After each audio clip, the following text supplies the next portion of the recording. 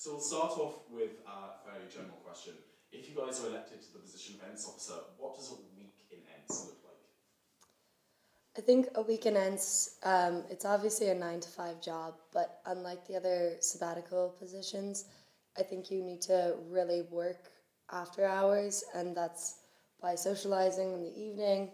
So I think obviously you're in the office for 9, do your kind of admin work, be in your office for people to come in and visit you, because I know it's kind of disheartening when you come to visit a sabbatical officer, they're not there. And then 5 o'clock, finish, and then the evening, really investing in what Trinity is offering that night.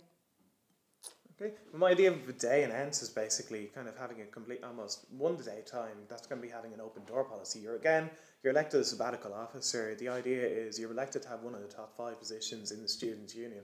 That involves working for the union. You're getting paid out of students' funds, and you're also being paid to do a job you've been elected and promised to do. So the day is during the daytime having an open door policy. Anyone who wants to come to you for advice on starting up events, anyone wants to come to you for information about events, they can come to your open door.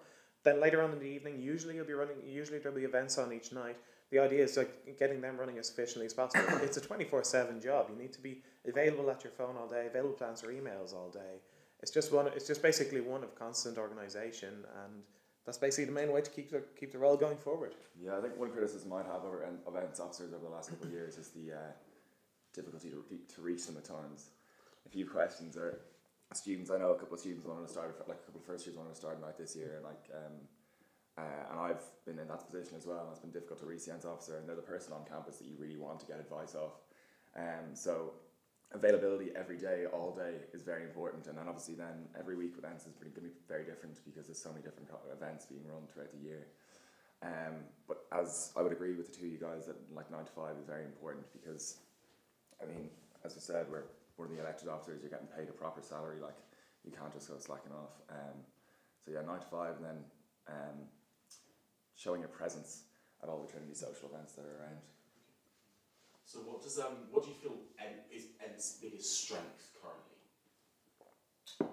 I think Ents with Finn has really progressed into kind of diversifying their events. I know from working with Finn on events in the PAV that the push is no longer for nights out, because as I strongly believe, people aren't really content with just going out anymore. People are a lot smarter than that, and they also not always willing to commit the full next day that they may not be able to recoup from. I think Ents is in a really strong position at the minute. I think they've won over a lot of fans, especially the mystery train. That was great. That's what I think. Yeah. I think Ents is in a good situation right now, but it's a situation that can definitely be improved on. There's been great work done it this year. In the past, Sean Reynolds, for example, last year as an Ents officer was great, but he didn't bring in enough in the direction of the way I see it going forward as being more stuff on campus along those lines. And Finn has done a good job this year, developing towards that. The launch of the film festival later this year is going to be fantastic.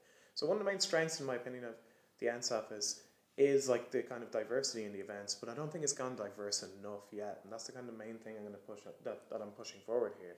The main way to put it about the strength is this year they still have gone ahead with their club night at the start of the year in Subwave.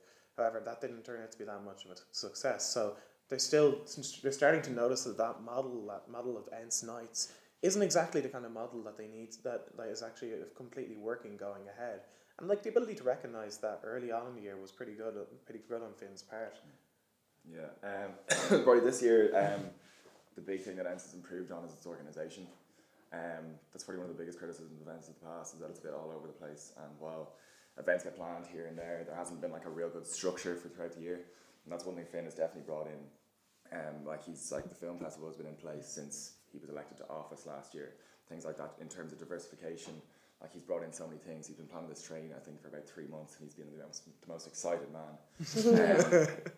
No, the organisation has been something that hasn't been there that I've noticed anyway, as a person who has been somewhat involved with Ents for the last 2 or 3 years, and that's something that is a massive improvement, because, I mean, it's not going to be effective if it's not well organised.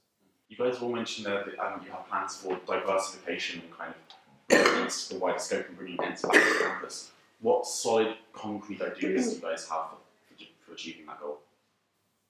Well, I would like to base my kind of events on interests, like specific interests, either a specific genre of music, as we've seen kind of with Malibu.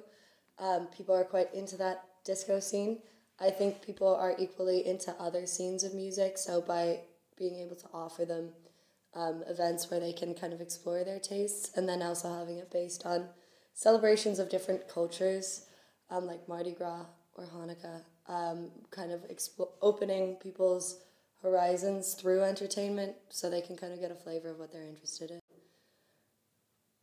Well, I've got a significant number of plans, like even within my manifesto. Like, so the first thing that Dan is named have four main kind of general entertainment festivals on campus throughout the year. That's comedy, performing arts, literary, and film. So like it's basically expanding on the film festival model from this year and trying to push it forward, because I've seen how exciting that's going to be, and I've seen how exciting that's going to be going forward. It's bringing different kinds of media, because a lot of people, when they think Ents, they just think club nights, they just think about just about music, but there's so many things out there. Secondly, the diversity I want to bring is bringing in masterclasses to campus from people who are like top of the entertainment industry. That means masterclasses by comedians, masterclasses by people who are top of kind of event management, people in those kind of industries coming in and like showing students what they can do with their career, because they have to start off somewhere themselves. And going forward, like there's a lot of students on campus who are at that starting off point who would find that guidance invaluable. And like finally, like the week of Trinity Ball, one major idea I have for that is I've actually looked into financial feasibility of getting one of the stages up a couple of days early and using it for a fringe throughout the week. It's actually like I've looked into the feasibility of it. One of the main questions I was asked when kind of touting that idea was how financially feasible is something like that, and I've actually done the research into it, and the main cost of putting up a stage is labour. The rental is actually a minute cost at the end of the day, and it's something like that can be developed on. If we call that Trinity Festival Week, that could be one of the most buzzing things on campus. So those are the kind of ideas I've been pushing forward. I've even had meetings with the chaplain about getting the chapel used for regular charity gigs, and he's definitely up for it. So stuff like this is definitely feasible. We just have to have the ambition to push it forward. Yeah, one of the things that has definitely been improved on this year is the chapel gigs, but it could still be done more. I think if anyone's been to a chapel gig, the best thing I've ever been to on campus. Like it's such a special atmosphere, and it's something to be done when the lines of communication are open from the start of the year. It's something that can be done and organised and planned so far in advance that you can get 4 or 5 in a year. I want to bring in like a monthly gig series, so like everyone's tastes are catered for at some point over the year, whether you're into dance music, singer-songwriters, like indie rock, whatever. Another thing that could be done, and I know it's done with a few with duams and stuff, but if it was a proper institution put in place, it'd be like a monthly open mic night in the PAV. It's something that's not done there, and the PAV, while its popularity has increased again this year and the focus has come back on campus, it's something that could again kind of change the way people go to the PAV. They want to go see their mate play a track or whatever, you know. It gives another option there. It would also be a means of like nurturing some Trinity talent, because obviously we have so many bands and like so many really, really successful societies and clubs that don't really get the exposure that they should, and Ents can provide that sort of platform in terms of like support slots for gigs and things like that. And then obviously, as Conor said, I want to bring in a comedy festival as well. Like the film festival this year is going to happen, but if you can imagine 2 days of comedy in, say, the exam hall, I mean, like UCD have done it, so there's no reason why we can't as well. Just to expand on actually David's point about societies, like one of the possible suggestions is to get an Ents-sponsored society event of the week every week, and ensure that that's like a different society every week. We're not just talking about big societies. Like my own personal background is in small and medium societies on campus, so one of the things going forward is potentially an Ents-sponsored society event of the week every week, allowing a good range of societies to avail of that, like not just the typical kind of, you know, for example, like the typical kind of Ents society like DJs or film and stuff like that. Even something like you know Arabesque Society, Chinese Society, Sign Language Society, seeing what ideas they can bring forward and what benefit Ents can bring to them. Like. Okay, so you guys mentioned Trinity Ball there. I have a question about that. Is the model for Trinity Ball currently working? I don't think so. I think we discussed this earlier in the week. Like you literally just need to look at the lineup last year. Obviously 2013 was incredible. Like they got the likes of Bastille and Imagine Dragons, who all literally took off after Trinity Ball, but last year, like, example headlined, who played, I literally just saw there, played back in 2010. And he's probably relevant then, but he wasn't relevant in 2014. And that's down to the fact that MCD have too much say, probably, in our lineups. And, like MCD are not going to be able to translate the tastes of Trinity students. Finn needs a lot more of a say. I know last year Sean had quite a large say in the dance tent. And as a result, the dance tent was absolutely mobbed for the whole night. Because he was actually representing what the Trinity students wanted. Whereas this year, I know like there hasn't been that same sort of collaboration, and like it's so important. It's our ball at the end of the day, and it's important that our tastes are translated onto the stages and the acts that are brought in. And at the moment, it doesn't seem like MCD is doing that. So, we discussed obviously the CSC and the MCD are the ones who have the contract together, and a renegotiation of that so that we have more say is vital for the improvement and the future of it. That's definitely true. Like the ins and outs of the contract with the CSC is kind of one of the biggest tipping points of the whole thing, because the main thing that like the main catch-22 situation is the fact that, as far as I know, like the contract is negotiated in such a way that Trinity kind of has as little risk of loss as possible, basically, within the ball, which is kind of a thing to be concerned, which is a thing to think about, especially in a time where like there's been cuts to so many capitation grants around campus and stuff like that. Like, it is like this kind of a situation. The situation with MCD is something that you do have to look at from both sides, because at the end of the day, they are one of the biggest promotion companies. But then again, the model clearly isn't working after the outrage last year. Again, the Facebook thing. Anyone who was here last year saw the debacle that was Facebook and the personal abuse that Sean and Finn were getting about the whole thing, which showed the general kind of student distaste of the lineup. And something like that could have been prevented if like open town hall meetings had been held with the MCD representatives as time went on. I agree that last year there was a bit of upset about the lineup, and if a restructuring is needed, I think possibly some renegotiation of the contract. But I don't want to be too hasty about being like, oh, last year there was a Facebook page set up being like, everyone hates Sean now because Sean got a shit ball lineup. But if it's great this year, no one's gonna say anything. So I wouldn't want to just be like, yeah, last year, look at what happened, and then it's not worth it. It was a bit too hasty. Do you know what I mean?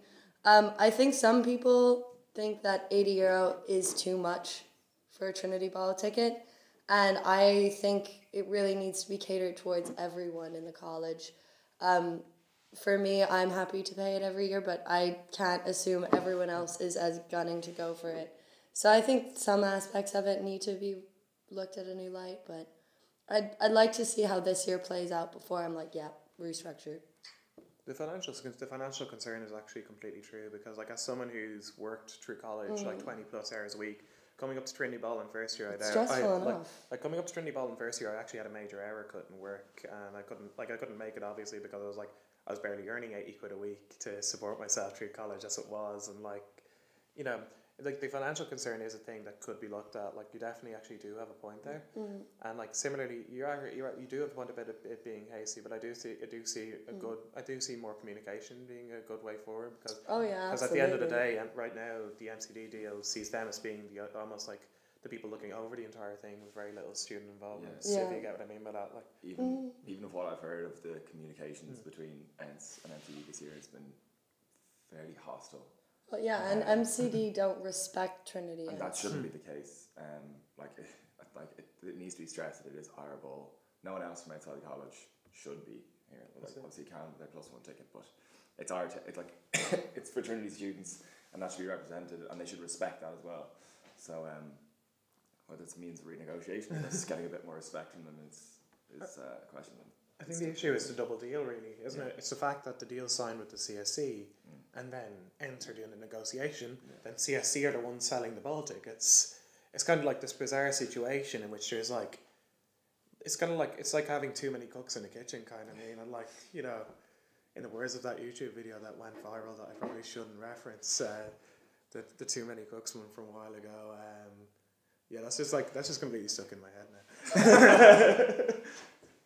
I have one last question for you guys, and then I will conclude if we show. So my question is, do you feel there's a problem with drug culture in student life? And if so, what will you do to I definitely believe there is a problem. Like, and I've already been into earlier this year. Like, as someone who's been personally affected by a close relative, you know, suffering from addiction to something like that, to something to do with that. I actually, like, it really is a personal issue to me, and I feel that Ents and welfare do have a responsibility to work together to get a responsible substance abuse policy on campus. I've already been in with Ian earlier this year, actually trying to push forward getting an Al-Anon group for family members with people who are suffering from stuff, and getting forward like an Alcoholics Anonymous initiative as well, and also kind of a Narcotics Anonymous initiative, because at the end of the day, it's something that is rife within college life, and a lot of people. Did you see that? Like, if any of you guys saw the survey actually about, this is like a little bit of a tangent, if anyone saw the survey about drink culture that came out of UCC, 66% of students in UCC were found to be drinking dangerous amounts of alcohol more than 3 times a week. It's kind of like a situation where I think more awareness needs to be done, and it's a responsibility of Ents to give more drug awareness and to give more drink awareness at the end of the day, because it comes part and parcel with us. So more collaboration with welfare, and that would be fantastic. Yeah, I would agree with that. Like, it's become so rife in Dublin, particularly of late. It's everywhere. It's as bad as drink, if you ask me. And as Conor said, a program between Ents and welfare in terms of awareness, even, and just education, because people don't know what they're doing to themselves by taking these things, and like the long-term effects that they're causing to themselves without even knowing, just because they think they're having a good time. I do feel that people are going to do what they're going to do. It's their own personal choice. I wouldn't support that necessarily, but a serious awareness scheme and a program for people who want to kind of move away from it is definitely necessary to put in place. I as mentioned in an interview earlier this week, I remember you guys, I do feel like it's inevitable in a certain amount. Like, my sister was here 7 years ago, and I was like, oh, you know, in second year I came back and I was like, it's like one of my friends took a pill, and she was like, my friends used to take 14 on nights out, and they survived. So it is kind of a not necessarily a Trinity thing, because it's universal. It's literally, and it's when you're this age, you're like the most risk-taking you will ever be. And when it comes to alcohol, when it comes to drugs, I think what is going to help the most is by encouraging and like really nurturing students' confidence in themselves, so they don't feel like they have to go out and take drugs or drink alcohol to have a social lubricant. I think by doing that, by like trying to get people in smaller groups where they can socialize and kind of learn how to be themselves, not soberly, is the way that you'll get people responsibly drinking and I don't know, it sounds bad, responsibly taking drugs, you know. But I think help needs to be there for those who need help. But I'm pretty sure that aiming for like a drug-free campus is unrealistic, and that's gonna help no one. Great. Okay, Whoa! that wasn't too intense.